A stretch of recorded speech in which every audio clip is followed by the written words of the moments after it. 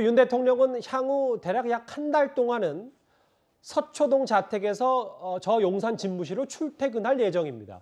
그런데 시민들의 출근길 불편을 우려하는 목소리도 동시에 나오고 있는데요. 화면을 만나보겠습니다. 거리로 보면은 서초동에서부터 용산 집무실까지 7 내지 8km 정도가 되고요. 이동 소요 시간을 저희들이 시뮬레이션 해본 결과는 10분 내외입니다.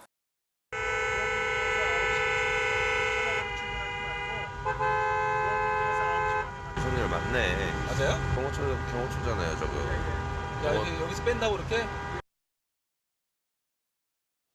며칠 전에 예행 연습을 했을 때 일부 온라인 커뮤니티에 올랐던 영상까지 만나봤습니다. 서초동에서 용산 새 집무실로 가는 방법은 꽤 여러 가지가 있습니다. 최단거리 말고도 여러 서울 대교들을 거치면 여러 코스들이 있긴 한데 가장 유력한 게 반포대교다. 그러면 일단 7, 8km 최단거리로 앞으로 한 달 정도는 출퇴근하겠다. 이게 윤 대통령의 좀 보관인 겁니까? 그렇죠. 이제 지금 외교부 장관 공간은 이제 한남동에 있으니까요. 그걸 아마 이제 내부 수리를 하고 하려면 한 달 좀 넘게 걸릴 것 같습니다. 예. 그때까지는 이제 서초동 이제 자택에 출발을 해야 되는 것인데요. 아마 저 길은 여러 가지로 상황에 따라서 바뀔 겁니다. 대통령의 출퇴근 길이 이제 계속적으로 한 곳에만 있으면 그것 또한 보안에 문제가 있기 때문에 상황에 따라서 아마 많이 바뀔 것이고, 그리고 제가 듣기로는 좀 일찍 출근하실 가능성이 있는 것 같아요. 이제 일반 이 교통 체증 시간을 좀 비껴서서 혼잡한 러시아워 시간을 그렇죠. 피해서. 러시아 시간을 해서 좀 일찍 출근하고 좀 늦게 퇴근하고 이런 걸로 해서 이제 한 달 동안은 시민 불편을 같은 최소화하는 그런 방법으로 이제 지금 출근하는 것인데요. 아무래도 불편이 있을 수밖에 없습니다. 왜냐하면 이제 아침에 강남에서 또 이쪽 강북으로 넘어오는 차들, 또 이쪽으로 넘어가는 차들이 꽤 많고, 이쪽이 이제 상당히 교통의 체증 구간이기 때문에 아무래도 여기를 통제할 경우에 불편은 있을 수밖에 없는데 어떻겠습니까? 지금 일단 현재 상황에서는 좀 불편을 감수할 수밖에 없지 않는가, 그런 생각이 듭니다. 그러니까 꼭 반드시 최단거리인 반포대교를 거쳐서 가는 것보다 대통령의 동선도 보안이랑 직결되기 때문에 여러 루트를 적절히 활용할 것이다.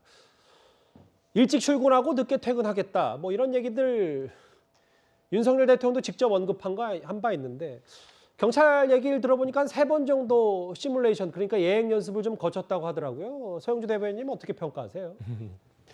그러게 말입니다. 좀 부지런한 대통령이 돼버릴 것 같아요. 출퇴근 때문에. 근데 오늘 취임식도 봤지만 오늘 취임식이기 때문에 오늘 시민들께서 좀 참았지만 서울 시내가 마비됐습니다. 대통령이 7군데를 서울을 종횡무진 일정을 소화하면서 보니까 차가 되게 많이 막히더라고요.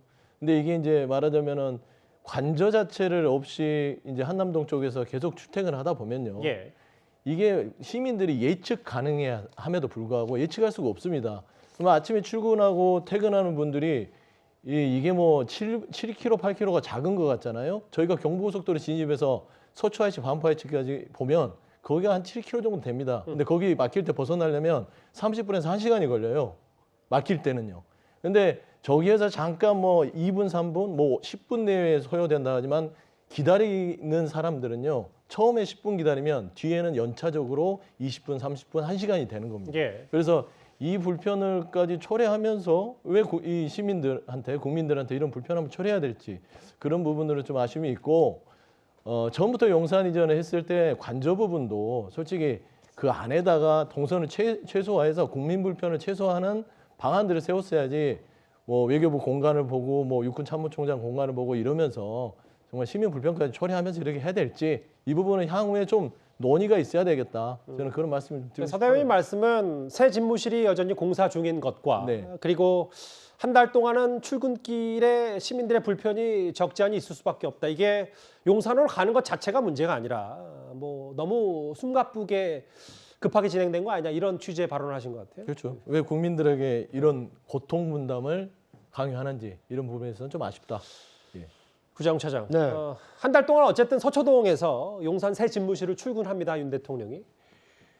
차량도 좀 오늘 많이 화제가 됐고 벤츠 차량도 있고 현대 에코스 차량도 있는데 사실 이거는 대놓고 다 공개할 수 없는 국가 보안상의 비밀도 있지만 펑크 하나도 30분은 간다. 윤 대통령의 새 차량 짧게 소개를 좀 해주신다면요. 네.